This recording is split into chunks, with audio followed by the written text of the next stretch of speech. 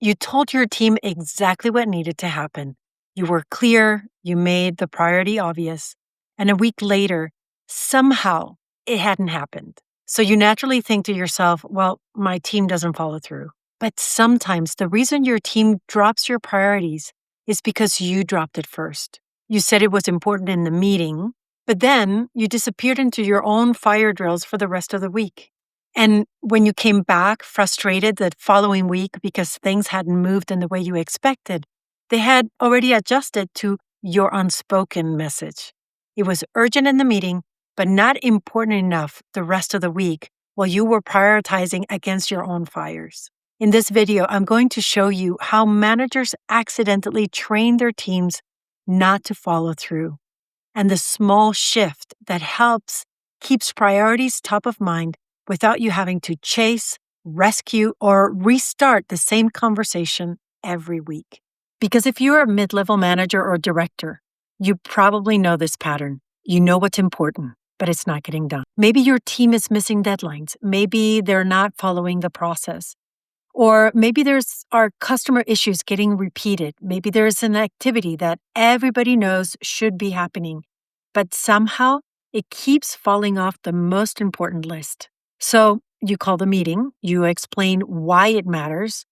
Again, you are direct, you give clear expectations, and people nod.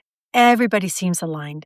And then the week happens. Your calendar fills up. Somebody needs a decision, and you need to respond ASAP. An urgent issue lands in your inbox. You get pulled into the work you were already behind on. And the priority you said to your team that it was so important stops being top of mind for you until the next time you look at the numbers or review the project or notice that the same issue is happening again. But now you're frustrated because in your mind, you had already told them, you had already explained it, you already had made it clear. And I want to be careful here because sometimes there is a performance issue. Sometimes somebody is not doing what they need to be doing. Sometimes expectations have been made clear and there needs to be accountability. But there is another pattern that I see happening with very capable managers. They're good at seeing what needs to happen. They're good at setting direction. They are good at having important meetings, but they are also overloaded. And so they're used to carrying all the moving parts. And they believe that if they've said it once, then they can move on. And they can expect that their team will carry this priority at the same level of urgency that they felt when they announced it. And this is where the breakdown happens. I was recently talking with a leader who saw this pattern in herself. She needed her team to increase one very specific activity that directly affected business results. And by now, she had done a lot of things right. She looked at the numbers. She knew where the gap was. So she met with her team. She gave them a clear, achievable goal for the week and a clear structure for support and direction.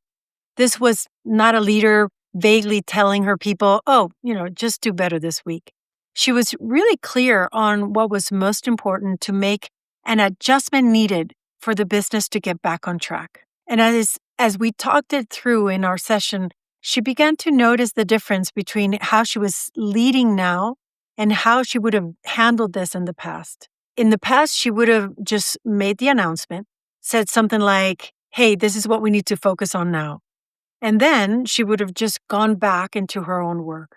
She would have waited until the next report, the next meeting, the next review of the numbers. And if the activity had not increased, well, she would have been disappointed, maybe avoided the conversation, certainly confused. Why if we just talked about this, nobody's doing it? And what happened next is what's most important. And this is where the conversation actually got interesting because she didn't have a quiet week where she could have given this goal all of her attention. She had a lot on her plate already. She was short on support. There were multiple things, personal and professional, pulling her into a million directions all at the same time. But seeing this very familiar pattern playing out, I asked her, so given everything that's going on in your week and all the demands that you need to answer to, how will you make sure that you and your team stay true to this goal? Well, first she laughed and she said, I see where you're going with this. Well, the old me would have just waited until the end of the week to ask, did we do it? But if she had waited until the end of the week, she would have found out after the fact if people had gotten stuck, if the activity had fallen behind. She would have actually missed the moment when she could have actually helped them adjust. She would not need to come back later and be frustrated that the goal had been missed if she stayed in the conversation, if she would have checked in while the work was happening. Not in a micromanaging way, hovering over the team, not taking responsibility away from her team members, but to stay close enough to the priority and the conversation so she could ask, hey, how's it going? Hey, what are you running into? What do you need from me? What needs to happen today? The old pattern was becoming very clear, announcing the goal in the meeting, then disappearing somewhere else to put out all the other fires that were coming up. Coming back later, wondering why the team had not followed through. This is the pattern I see again and again. If you say something is important, but then you don't keep talking about it, staying in the conversation, checking in, or supporting it, your team receives a very different message. They receive the message that it was important in the meeting, but not necessarily more important than all the other fires that they need to put out themselves. Why? Because that's what you're doing. People are going to do as you do, not as you say. What's more important is that the check-ins is not for accountability, it's for information. Because when you wait until the end of the week to discover that the result did not happen, there's very little you can do except react. When you check in while the work is still happening, you can learn something. Maybe somebody misunderstood the expectation. Maybe the team doesn't know how to handle a specific challenge. Maybe one part of the process is slowing everything down. Or maybe the goal made sense in the meeting, but it's kind of hard for your team to translate it into what they should be doing at 11 a.m. on Tuesday morning. That's the value of staying close enough to the work. You're not rescuing your people. You're not owning their responsibility. You're making it possible to see what is happening early enough to really lead it. Then there was this other piece my client noticed. It was not enough for her to tell herself, hey, I should check in, because she was already bracing herself for a really full week full of responsibilities outside of work, staffing challenges, and a business to run. She knew that once she hung up on the call, the day was going to get going, and the easiest thing for her would be to slip back to her old pattern. So I asked her, how will you remember to remember? And I knew that this needed to be a simple trigger that would bring her back to her intention of staying in the conversation. Well, a sticky note in her car dash, just at the end of the day, before moving on, where she could ask herself and stay in the conversation with herself. Did I do what I said I was going to do? Did I keep the priority alive today? Did I ask about it? Did I listen? Did I respond to what the team actually needed? That is such a different way to think about accountability. A lot of managers think about accountability as something you impose on the team. Did they do it? Did they hit the number? Did they follow the process? But before you ask that question of your team, there may be a question you need to ask yourself. Did I lead this like it mattered? Not just announce it, but lead it. Because a priority does not become part of your team's way of working because you said it once. It becomes part of the way they work because you keep making it visible. You keep asking about it. You keep noticing it. You keep helping them get better at it. You keep addressing the places where it breaks down. This doesn't mean you do their work.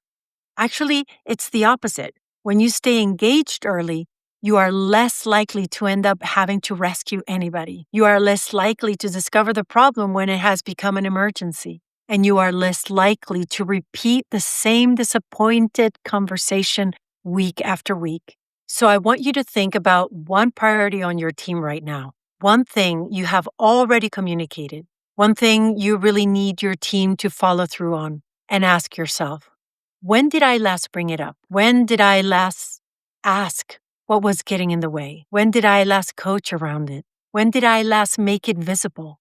because you may be expecting sustained follow through from your team around something that you have already forgotten in the mayhem of putting out other fires and disappearing from your priority list until you remember it again. And if that is happening, the answer is not necessarily to push or work harder or become more controlling. Consider that it may be simply about creating a moment in the week when you check in, a question you return to, a way for challenges to surface before they derail the whole team's effort. A reminder to yourself that your attention is a defining skill of your leadership. This is the kind of shift that helps leaders move out of the exhausting fire drill loop, not because they will never be another emergency, there will be, but because you stop letting the urgency dictate what your team pays attention to. You start designing the conditions for the work that matters to actually keep moving. So here's the question I would leave with you. What priority are you frustrated your team has dropped that you may have stopped carrying forward yourself? And if you are a mid-level manager or director who is tired of repeating yourself, chasing missed priorities, stepping back into the work your team should be carrying, there's a link in the description to book a strategy call. We will look at the fire drill loop you're caught in, where your current leadership approach may be reinforcing it, and what you could begin designing differently so your team can gain traction without everything coming back through you. Because the goal is not to manage people, it's to manage the conditions that lead to success. Stop managing to survive and start designing to thrive. I publish a new video every week, each one built around real patterns I see in coaching sessions, not theory. If this one was useful, subscribe so you don't miss the next one. See you then.